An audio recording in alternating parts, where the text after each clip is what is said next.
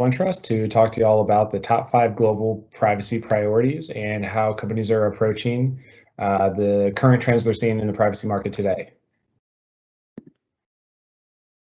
So I've been with OneTrust for 2.5 years now. I sit on our leadership team as a privacy consulting manager and hold 2 different privacy certifications, my CIPPE and CIPM. And I've also worked on about 100 different privacy projects across our client base. So I'm pretty well versed on the market and different use cases and how organizations are approaching their privacy programs.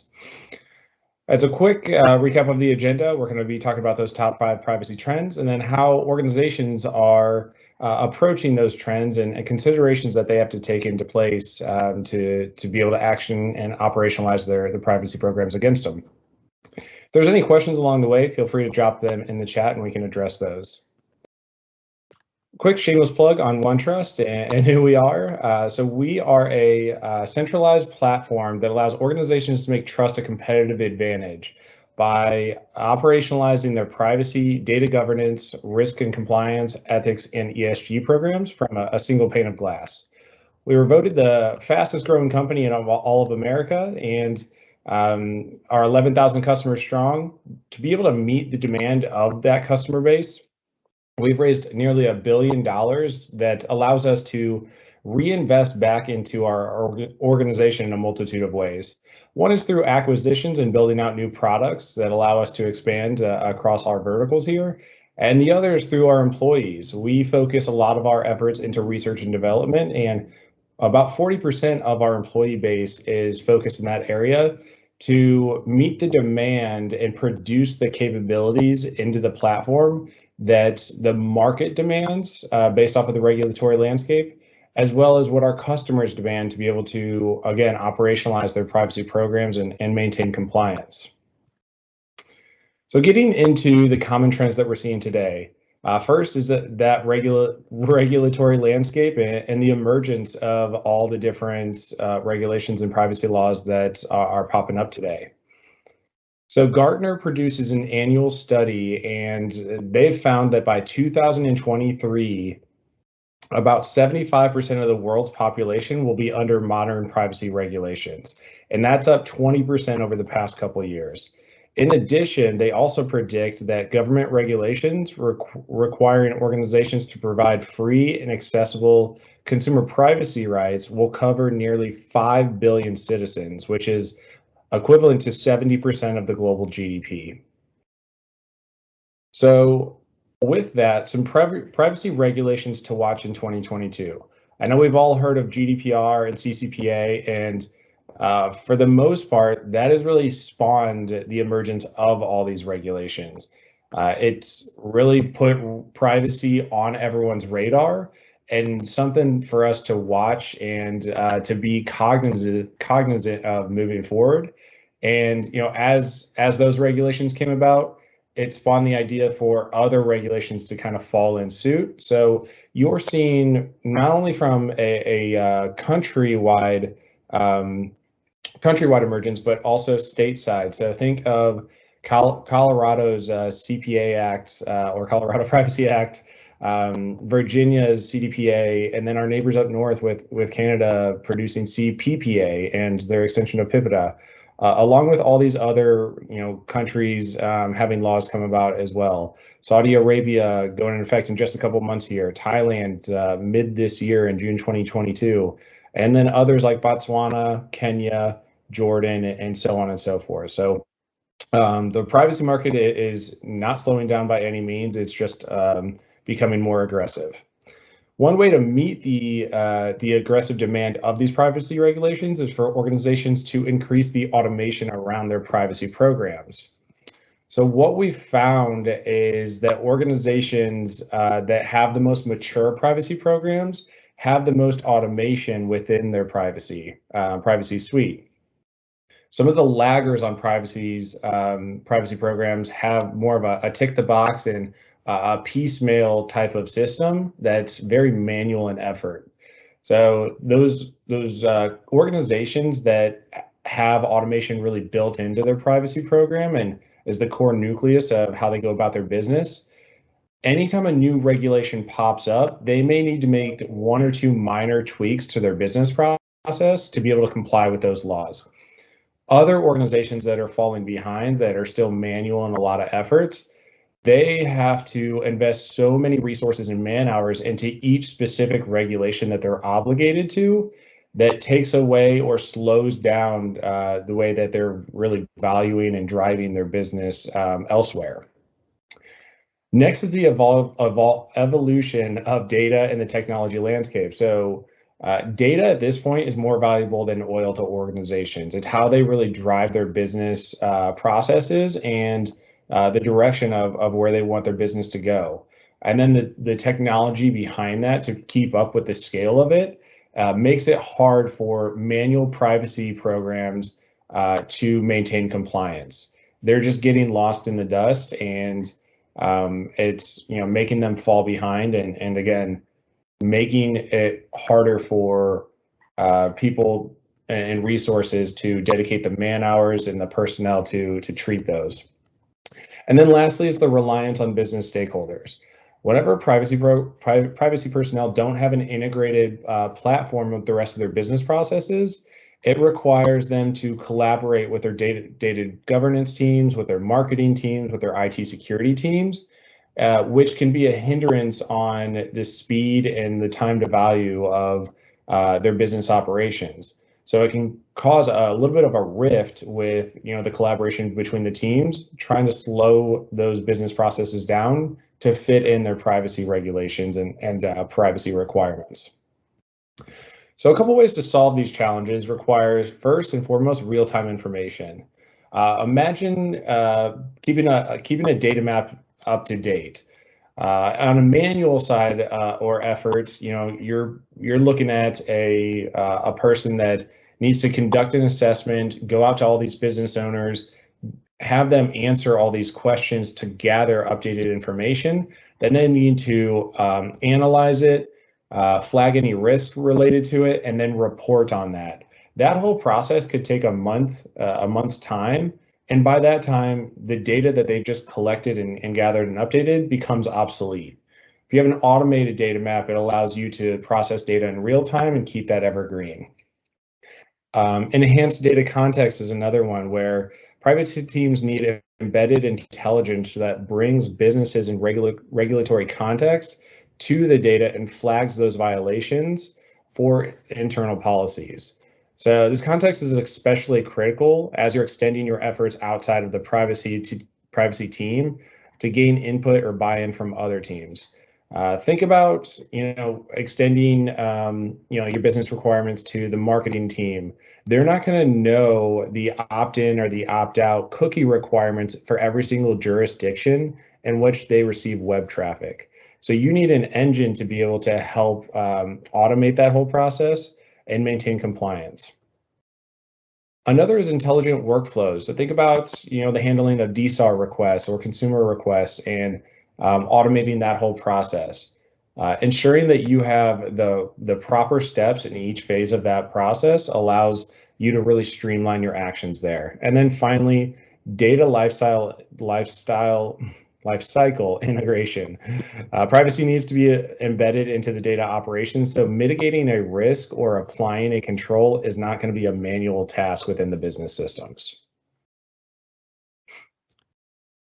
So next is going to be the data transfers and data localization for international transfers. So Gartner included mitigating cross-border data transfer risks and vendor management across among the top 3 prioritizations within organizations over the next couple of years. So some of the challenges that organizations are facing with these data transfers, the main driver is the US Privacy Shield and how Schrems 2 really dismantled that. So there's been over 100 complaints already submitted against EU websites just regarding Google and Facebook. So think about all the other technologies out there that that investigators may be dawning upon to make sure that certain websites are in compliance.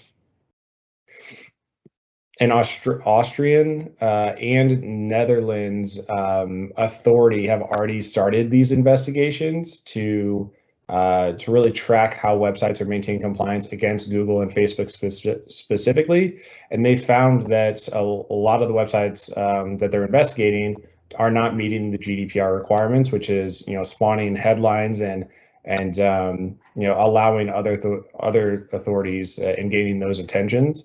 So Austria and Netherlands may have started this kind of roller coaster effect that you may see trickle down here. The next is the transition period for standard contractual clauses, or SCCs.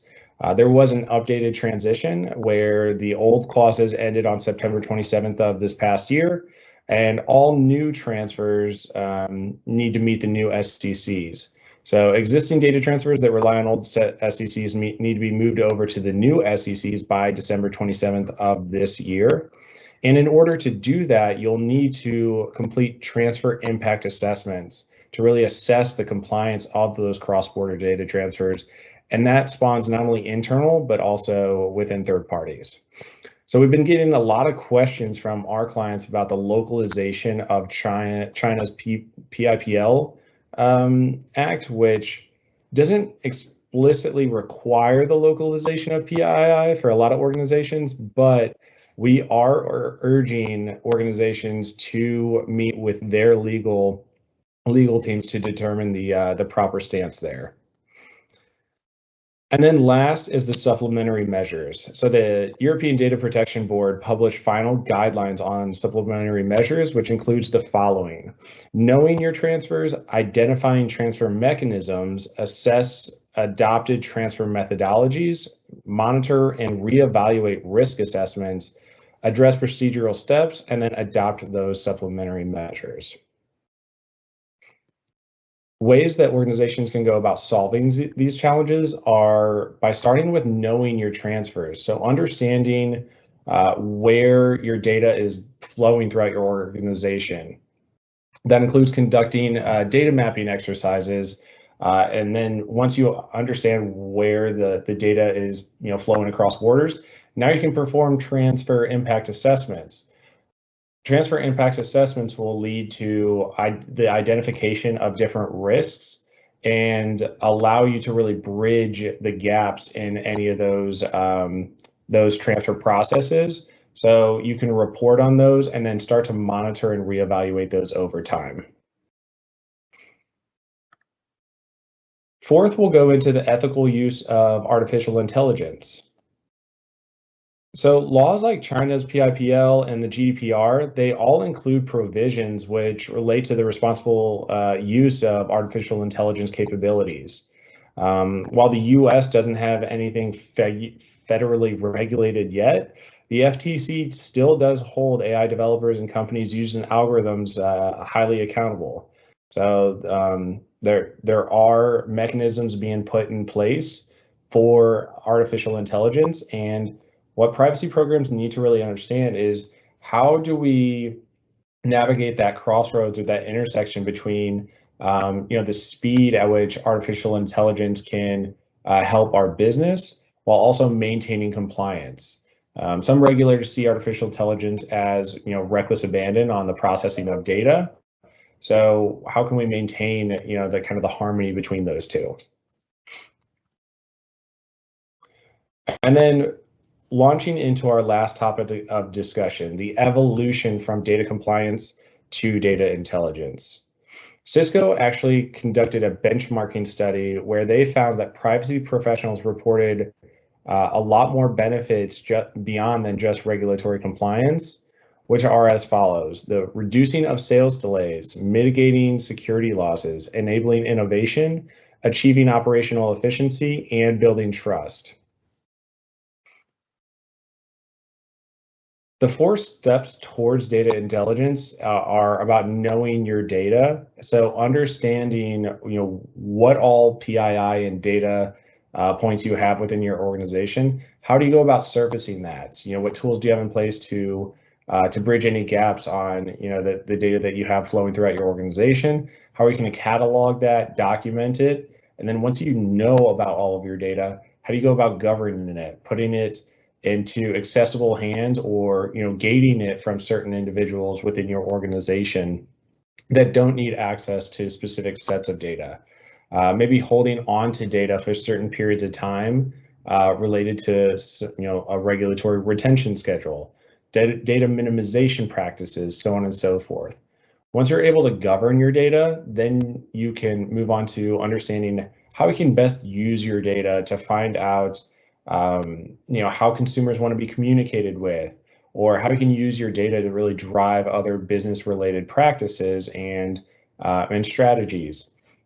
And then how can you gain data on your data? So improving your data by understanding how valuable it is, gaining return on investment, within your data points, progress reporting, so on and so forth. And then why is all of this that we've just talked about so important? It's because we believe trust is going to be the next decade of growth and differentiation within organizations. Consumers have reported a willingness to pay a higher price for goods and services that they value with a higher level of trust within those companies. So they're more willing to share their information to organizations in exchange for value-added services. And they do pay attention to a brand's advertising, or they will recommend products or services from a company that they feel entrusted in. And the consumer trust isn't just about your personal relationship with each consumer individually, but it lies within your your organization's broader reputation. So think about any potential wrongdoing with any specific customer. That it's very easy nowadays for organizations to be in the headlines for any whistleblowers or any potential incidents or breaches, whether that's of one consumer or hundreds of consumers. It only takes one person that an organization did not do right by to put that organization in the headlines and have that stigma grow around that organization about how they're not treating their customers PII and data practices. So with that, I wanted to conclude our discussion here. But if you want to learn more, feel free to visit us at our website at onetrust.com or any of the links here below. But I'll share this information out following the recording. Thanks.